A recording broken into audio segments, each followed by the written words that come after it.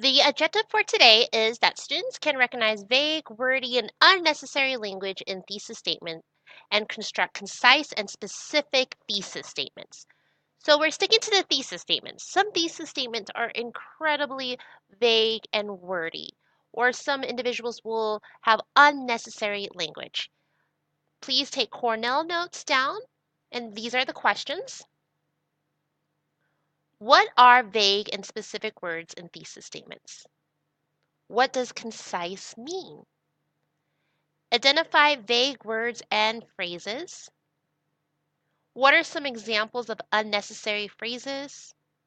And then for your summary, I want you to think about this question.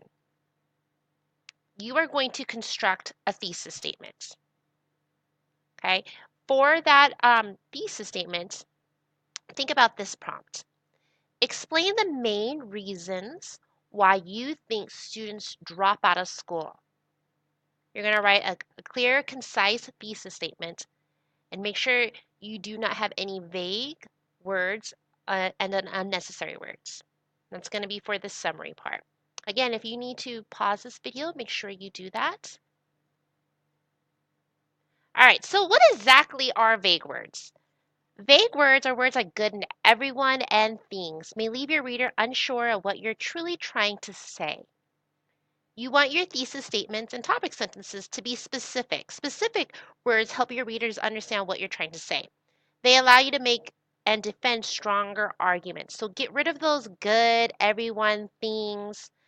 Wordy means extra words that distract from your author's arguments.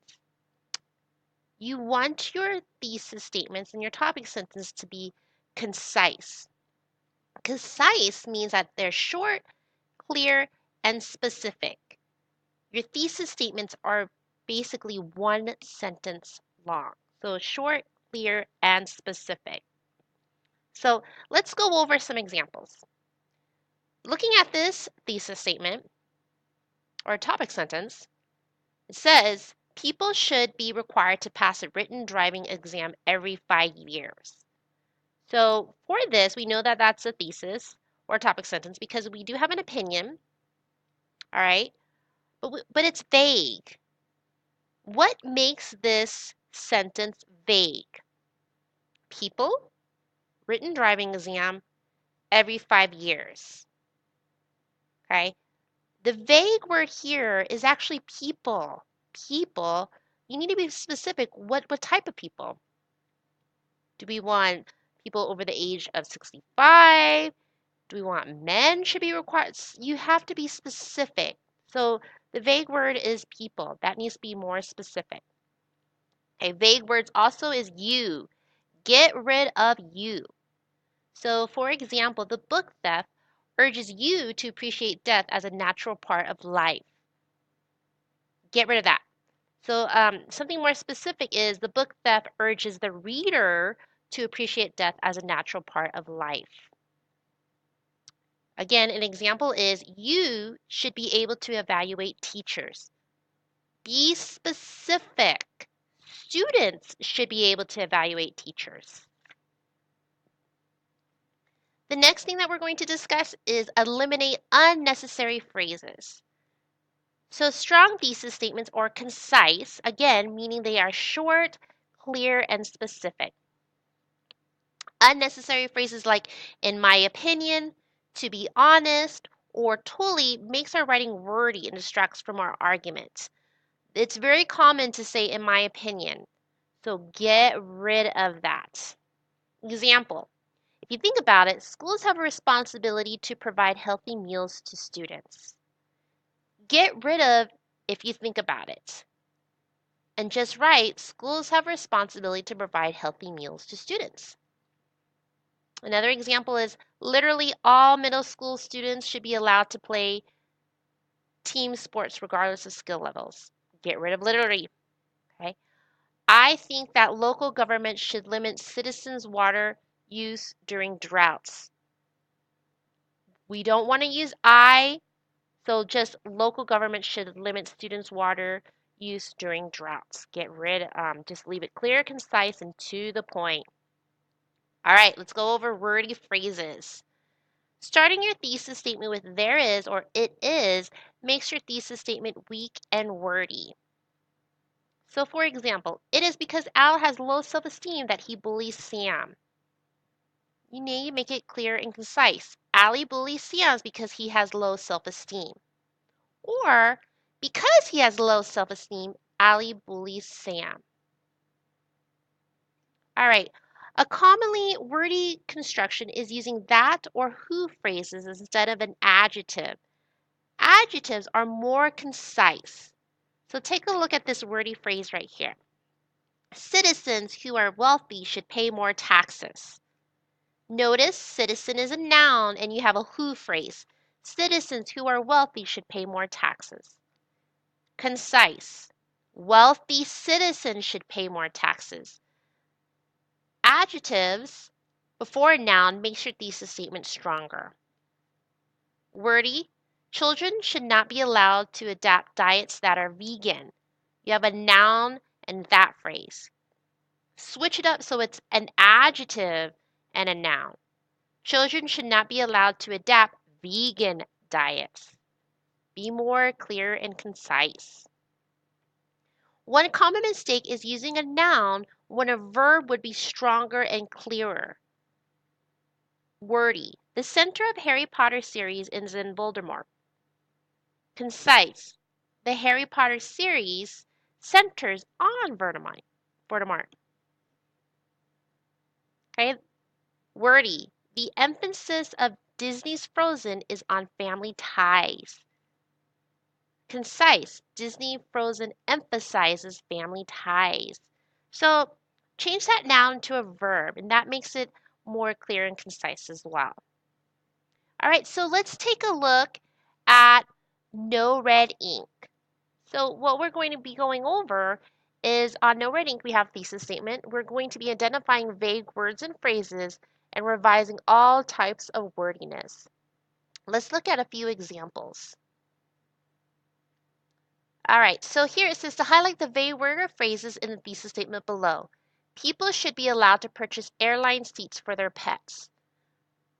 Okay, we discussed that people is probably the vague word. Who specifically? What type of people? Charlotte does Wilbur a disservice by letting him become kind of attached to her. What is the vague word here? Okay, say it's kind of. Ariel's trade with Ursula suggests that the mermaid's values appearance over other stuff. All right, so hopefully that one's easier. So that's vague words and phrases. And we want to get rid of that. All right, let's look at some revising wordy phrases. So for this one, you actually need to take out the unnecessary wordy sections. So students' ability to maintain healthy work-life balance is threatened by extended school days. Okay, so we have to change this around. So students' ability to maintain healthy work-life balance. So how about extended school days threatens students' ability to maintain healthy work-life balance.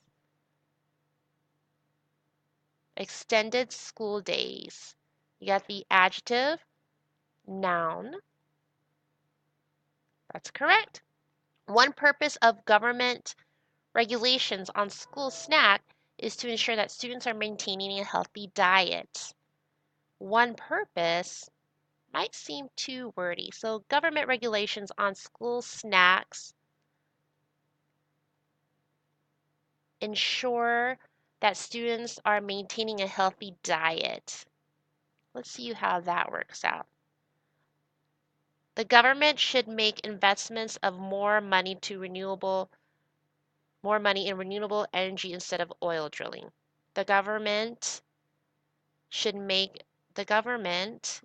invest more money in renewable energy instead of oil drilling.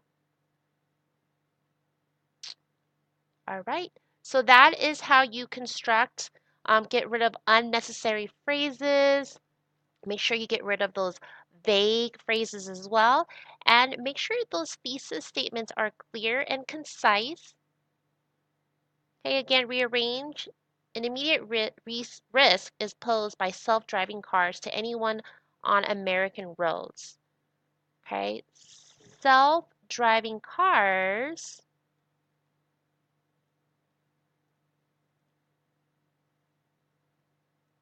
pose an immediate risk to anyone traveling on American roads.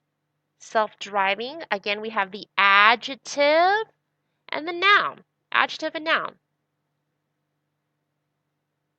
Cyberbullying and public shaming are encouraged by social media platforms like Facebook. Okay, so social media platforms like Facebook, adjective, noun, encourage cyberbullying and public shaming. Okay, adjective, noun. Paying students to attend school would cause an increase in motivation and decrease truancy. Okay, so this one's kind of tricky. Paying students to attend school would increase, so maybe would increase